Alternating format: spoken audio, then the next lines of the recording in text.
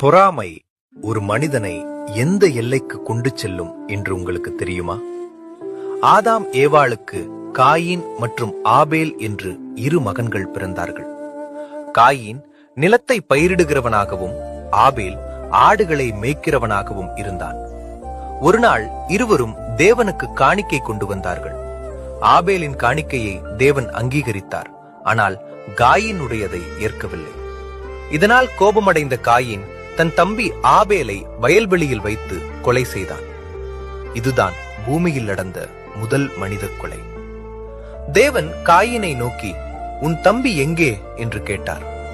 அவன் செய்த பாவத்திற்காக தேவன் அவனை தண்டித்தாலும் அவனை கொல்லாதபடி ஒரு அடையாளமிட்டு பாதுகாத்தார்.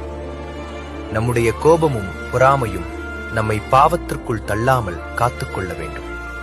பாவம் வாசற்படியில் படுத்திருக்கும், அதை நாம் தான் ஆள வேண்டும்.